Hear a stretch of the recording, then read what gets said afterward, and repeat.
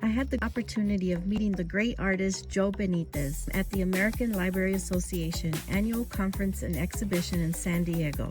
Joe Benitez is an American comic book artist. He is also the creator of the urban fantasy Wraithborn and the steampunk series Lady Mechanika, which are published by his own studio, Benitez Productions. I had the opportunity to ask Joe Benitez a few questions, and here's what he had to say. Hello, I'm Joe Benitez. I'm the creator of Lady Mechanika. The initial concept I got from going to a show in Georgia called Dragon Con, and I saw the steampunk cosplayers, and that kind of put a little seed in my creative head. Like, that's a world that at the time in 2009 I hadn't seen anything like that. So I started developing a steampunk book, and when initially she was kind of like a Victorian Celine from Underworld. I mean, if you look at it, it's like Celine has blue eyes, and I ended up going red eyes. But initially she was supposed to be a vampire,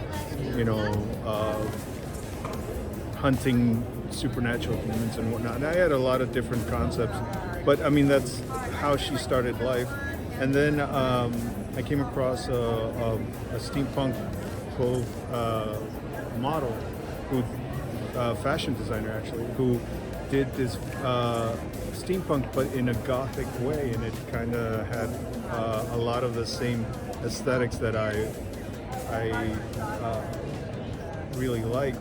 As a matter of fact, it's like it's funny because I showed some of the pictures of the steampunk. Oh, her name was Kato, or Kate Lambert.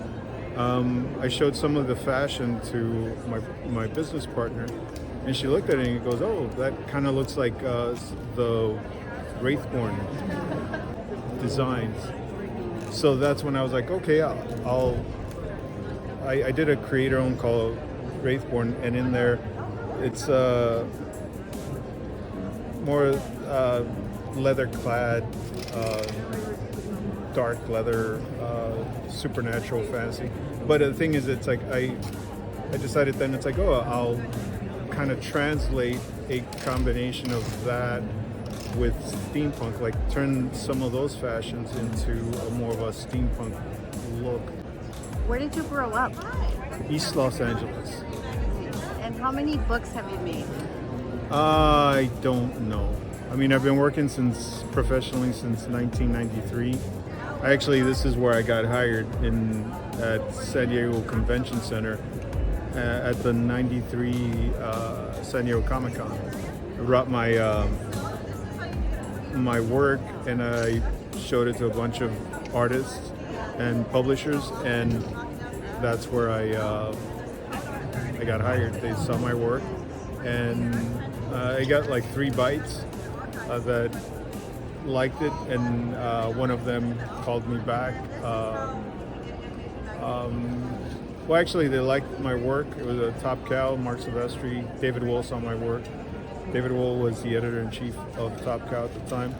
I showed him my work. He said, send me some more submissions, because it was kind of crazy that weekend. It took me a month to send them. I did, and I got a phone call a few days after they received the new submissions, and they asked me if I wanted to come down to Mira Mesa, which is about 20 minutes from here, where the Homage Studios was at, and that's where I ended up. What is your number one advice to other illustrators, other artists? Practice. It's like I often get a lot of, at every show, it never fails, I'll get someone who comes by and they're in their 40s, 50s, 60s, and they're like, I used to love drawing. And like, what happened? Well, I was never any good. And I go, well, pretty much every professional wasn't any good. They just kept working at it. And and then you get a little better. And every artist hits what we call the wall. It's like basically this, it's when your skills haven't, or your talent or your skills haven't reached your imagination, where it's like you're frustrated, what you're trying to put out just doesn't work. And a lot of people quit when they hit that wall because they feel like, I can't get any better. Those that are successful are the ones that kept going. They found a way around it. They just kept going until they got to a point where it's like, oh, I'm a little better. And that's what happens. You just get a little better, and over time you go back and you see the progress. But a lot of people don't have the patience to work at it. I mean, I know artists that are in their 50s now who are just amazing.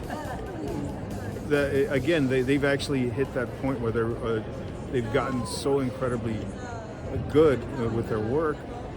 But again, they weren't that great in their 20s or 30s or 40s, and then all of a sudden they found that new life with their work, and that's a perseverance. That's just chugging along and working.